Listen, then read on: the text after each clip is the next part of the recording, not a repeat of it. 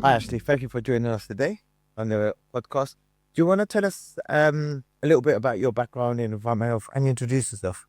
Hi, well, I'm Ashlea Birch, and I'm the lead for environmental health, housing and trade standards at Manchester City Council. I got into environmental health way back in 2004. I qualified. That was after a career. I'd done butchery and catering, and sort of like natural progression into interest in environmental health, and then I qualified, trained at Stockport Council, and then moved to Manchester and progressed my career there. Fantastic. You've been in Manchester? 21 years now. Oh, wow. Amazing.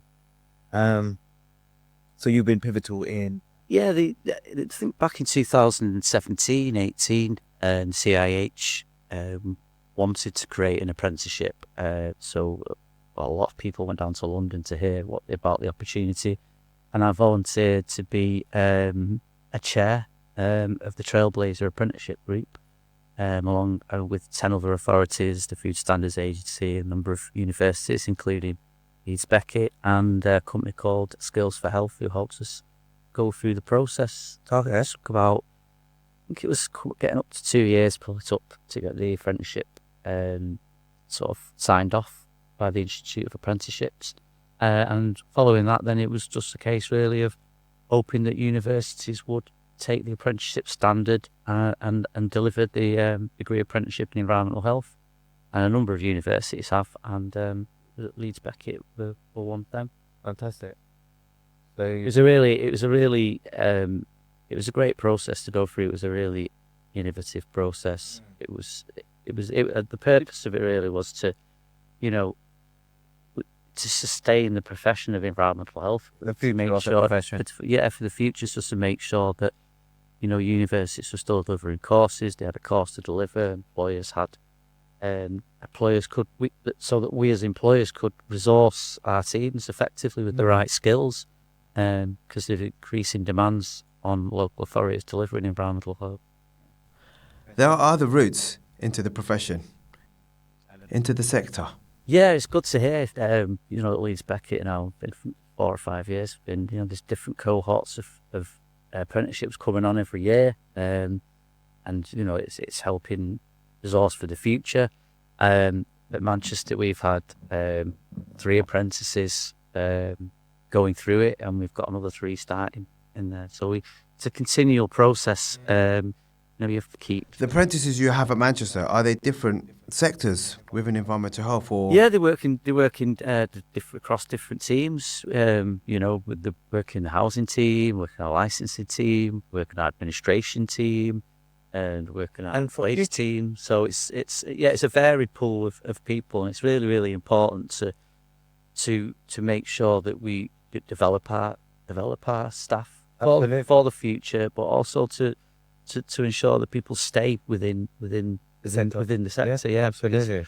Because we invest in them, and and from that we get trained staff that are committed to the profession and the organisation. as a part of the apprenticeship, they'll get to shadow and gain experience within the different departments and gain different experiences. Yeah, we're a large local authority, so we've got large separate teams: food team, housing team, environment protection team. So they all get time to spend in all the different teams to get the experience they need practically.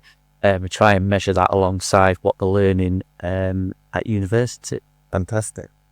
Excellent. And in terms of the future of the profession, so look, if because some employers are not sure About trainees and take-on experienced officers, and that's the potential for someone who's post, or maybe not even post-graduation. but after 1 or 2 years in another local authority, someone's on the fence and not sure whether to take on, this is the right way for them. What would you say to them?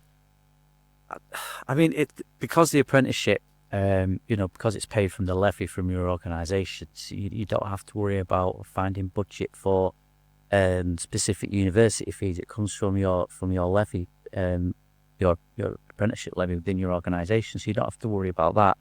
I think it's an excellent investment, really, because it also sort of is very positive for the whole of the team, even for your experienced officers, to bring in some people that are new, to help them train up, to help develop them, You know, and I think, you know, across the local authority, we know we've got an aging workforce. We know the workforce is on the old side. So it's important that we bring in new people to the profession. Yeah. And what about, do you think environmental health as a profession is very diverse?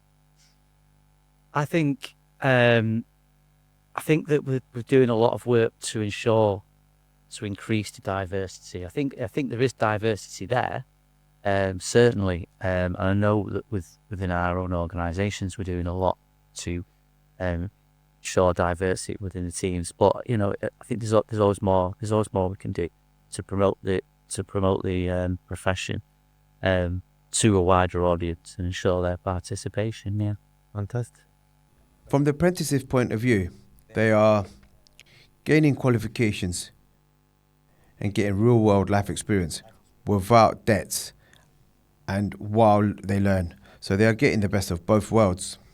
Being a student, but coming out without student debts, having practical experience, having a job to go straight into already, being in a job, right? Yeah.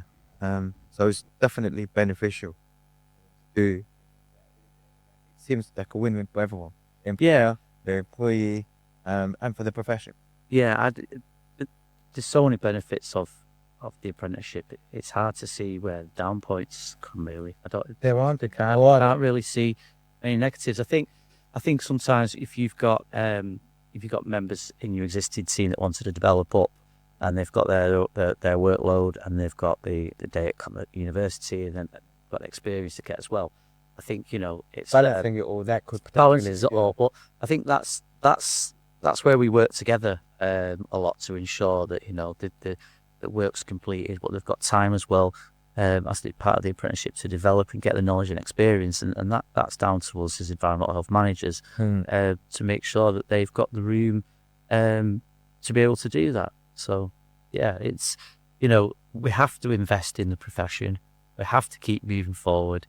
We have to keep developing new people. We have to keep, like you mentioned, diversity, showing what a great profession it is to the widest possible range of people. And you want, because it keeps us the people that the communities, the Environmental health profession needs to represent the community that it's serving. Yeah, exactly. And so, you know, whatever your area is, you want to try and represent that as much as you can. So you want to be doing things, you know, guiding, you know, recruitment, working away, advertising things. I think just to mention resourcing as well, again, it is such an exciting profession, as there's so many things that are new and changing all the time. There's so many demands on a local authority environmental health department now. We've got things like the new Renters' Rights Bill, increased in selective licensing, but the food standards delivery model. All of these things require experienced, knowledgeable people, and that it just adds options. more. There's so many options. Yeah. Post like that apprenticeship, but opens so many doors. Yeah, it's so varied, the skills that you learn on the course. That you've got a wide variety of disciplines that you can go into. Whether you're looking at air quality, environmental protection, you're looking at food safety, health and safety at work, housing inspections. Yeah, it's And obviously, look, you're from a local authority, but it doesn't. You're not restricted working in the local authority. You could work in the private sector. No, you can go work in the private sector. I don't know what the current figures are. There's quite a high percentage of EHPs working in the private sector. As part of the apprenticeship, I was a joint chair. The other chair was from private industry, from a large multinational contractor, NSL.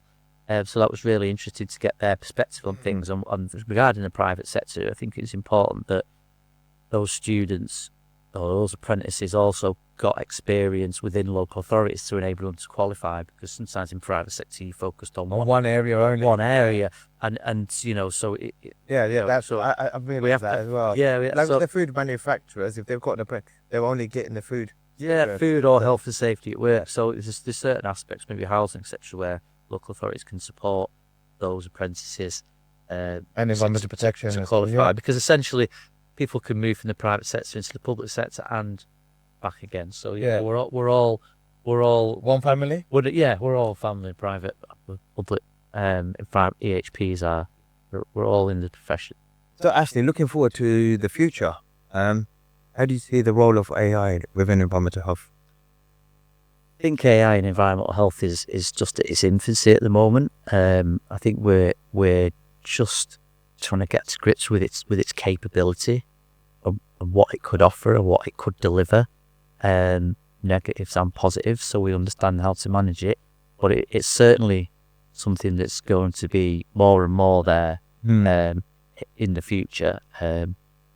Concern about, if people are concerned about it removing jobs, I don't think it's going to, you have to go and do an inspection, you have to go, but I think We'll streamline jobs. so, Sure. yeah, it'll take, it'll help and assist with some of the administrative side of things that an EHP has to do. And for example, in a management role itself, it may help. Having a large food program, is complicated to allocate and complicated to manage, and something like AI in the future may be able to do that Yeah. very easily. Well, and provide us time to think about other things. Yeah, I mean, a lot of the stuff we do is with clients is manual, whereby Sometimes thousands of businesses on Excel, and then we have to split them into wards. Yeah, due dates and kind of work all around all that. So if yeah. but the actual inspection, as you were saying, actually, it needs physical presence. It needs someone to go in and do the inspection. Yeah. But a lot of our clients are now moving over to tablet based for Yeah.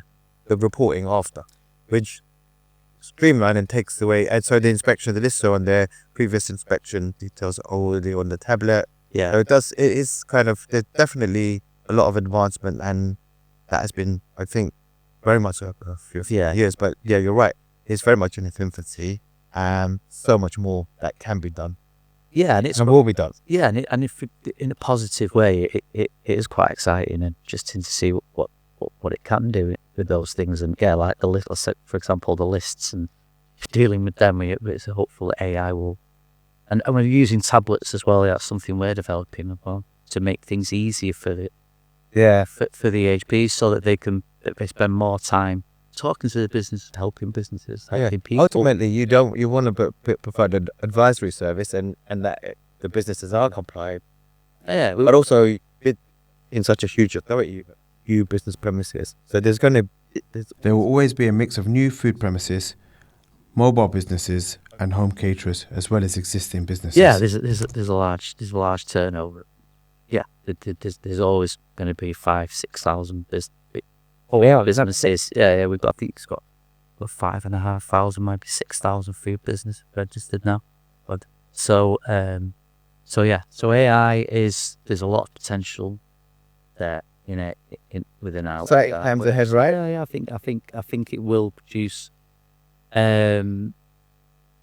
work stream where we can focus on making sure that we're doing our main function, which is protecting people's health, and the more time we spend doing that. Unsung heroes of well, nobody knows. Even earlier on, I attribute to apprentices before embarking on the apprenticeship. They didn't even know how pivotal a role environmental health played in their daily lives, from the restaurants that they go to, the air that they breathe, the food that they eat, and that's a good point, because I think we always have to try and sort of advertise the profession so people understand it more, because I think traditionally all of us that are in it would tended to come in because we've had some experience of the environment. Yeah. So what do you think we could do as a profession to attract young talent and people to not fall into environment health, actually choose it as a career? Yeah, I think that does come down to more work with schools, colleges, education establishments, work and skills organisations, that sort of thing, to get it on board that this is a really worthwhile profession. And so undergraduates still look towards the course as well to see if they want to go on it, and also that as well, that funding for it is limited, and creating posts for the sort of younger apprentices. Yeah, quite. I mean, that's what I was going to talk about. Yeah, is the posts. It doesn't require much, and has a massive reach if we targeted and marketed right. That's Yeah. where young people hang out in that virtual world, and got to make it an appeal like people aware, but also to make it an appealing career. Yeah. To show what it really entails and the options that are open to them. Yeah.